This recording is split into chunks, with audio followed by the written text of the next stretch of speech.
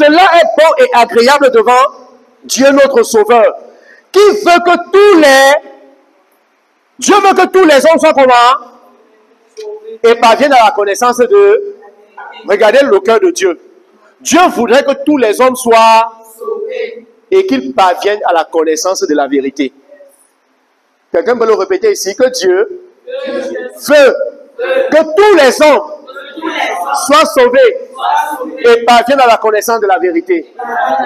Dieu, mon Père, voudrait que tous les hommes soient sauvés et parviennent à la connaissance de la vérité. Ouais, ça c'est la volonté de Dieu. Il veut que tous les hommes soient sauvés. Il n'y a aucun homme dans ce monde-ci que Dieu voudrait qu'il aille en a. Dieu veut que tous les hommes soient comment? Et parviennent à la connaissance de la vérité. Maintenant, il le fait à travers toi. Il le fait à travers toi. À travers toi. Il ne peut pas le faire lui-même. Dieu n'a pas la capacité de faire ça lui-même. C'est pourquoi je dis souvent, Dieu nous fait confiance plus que nous ne lui faisons confiance. Il a déposé sur nos épaules la responsabilité du salut de l'humanité. C'est pourquoi quand Jésus partait, vous vous souvenez? Quelqu'un lise Jean 20, verset 21. Regardez les paroles de Jésus là-bas. Ouais, Jésus est en train de déposer sur nous la volonté de son Père. Jean 20, 21. Jésus leur dit de nouveau, la paix soit avec vous. Comme le Père m'a envoyé. Moi aussi, je vous envoie. Oh, oh. Il dit, Jésus le dit de nous, comme le Père m'a envoyé. Il dit, moi aussi, je vous envoie. Il y a quelqu'un dans cette salle qui va dire, yes, Père, je pars. Alléluia. Il dit, comme le Père m'a envoyé, moi également, je vous envoie. Cette parole est adressée à tous ceux qui sont nés de Dieu. Comme le Père m'a envoyé, moi également, je vous envoie. Vous voyez, quand je dis Père, je pars. Suite à... Vous vous souvenez de Pierre? Suite à... Je pars. Qui m'a envoyé? Hein? Le Seigneur Jésus-Christ. It is the same. Qui m'a envoyé? Le Seigneur Jésus-Christ. En passant, le Père a envoyé Jésus. Il dit, comme le Père m'a envoyé, moi je vous en... Permettez que je vous dise quelque chose à ce sujet. Le Père a envoyé Jésus. Parce que c'est stratégique la personne qui t'a envoyé. Tu peux parler de la personne qui t'a envoyé. Le Père a envoyé Jésus. C'est pourquoi Jésus était là pour parler uniquement du Père. Parce que c'est le Père qui l'a envoyé. Quand moi je parle, je ne peux pas parler du Père. Je peux parler de Jésus. Chacun parle de celui qui l'a envoyé. Mais vous voyez, ça ne se contredit pas. Quand je parle de Jésus et que vous voyez Jésus, vous avez vu le Père. Pas celui qui m'a vu.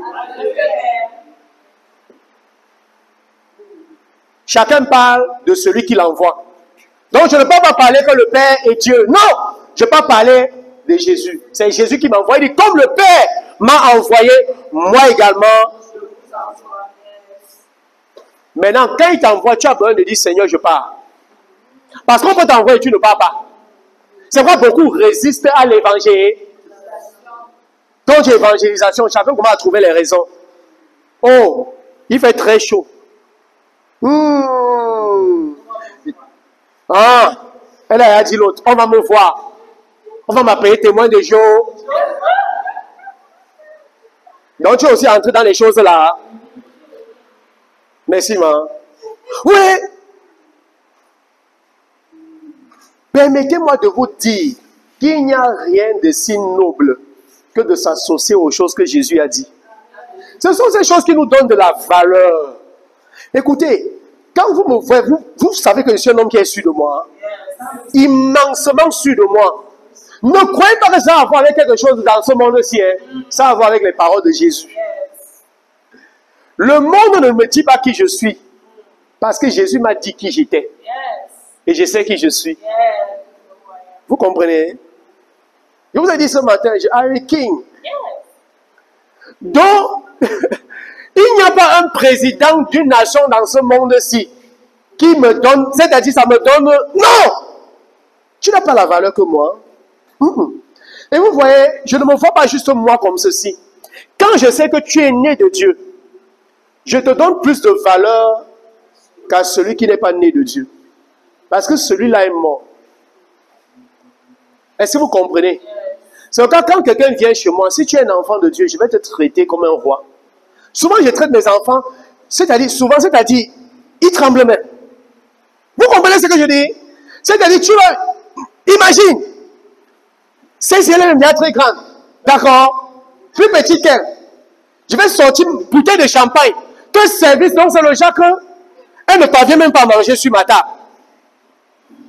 Papa Clé, c'est ma part. On t'a servi, mange, non? C'est que c'est too much. Juste pour moi. Oui, on l'a toujours traité comme un enfant. Comme quelqu'un qui n'a pas de valeur. Moi, je connais la valeur de mes enfants. Jusqu'à ce que l'enfant ne va même pas manger, il faut que je commence à l'amener à manger. Parce que le service est too much. L'enfant qui est devant mes yeux, je ne vois pas que l'enfant. Je vois un roi, je vois une reine. Je vois un fils du royaume. Tu peux être... C'est-à-dire, et maintenant, il y a certains hommes, ils sont venus chez moi, je ne te donne même pas moi le temps. Tu viens, je n'ai pas le temps pour parler avec toi. Or, ceux-là, si tu viens, même si j'ai fait n'importe quoi, j'arrête. Vous comprenez ce que je dis? Mais quand vous n'êtes pas instruit, vous donnez la valeur plus à qui? Quand quelqu'un a un petit poste dans ce monde-ci là, c'est-à-dire que s'il annonce qu'il vient chez toi, tu laves même partout. Même les endroits que tu n'as jamais là, tu laves.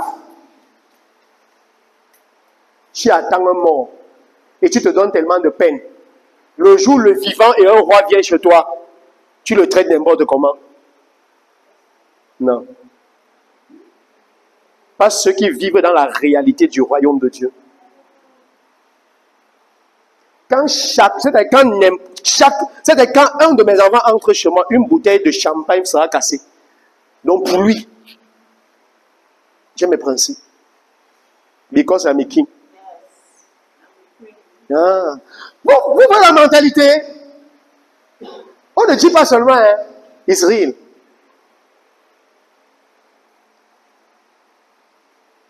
Et si ton pasteur vient alors à la maison, le jour là,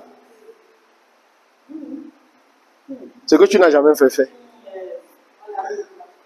Alléluia.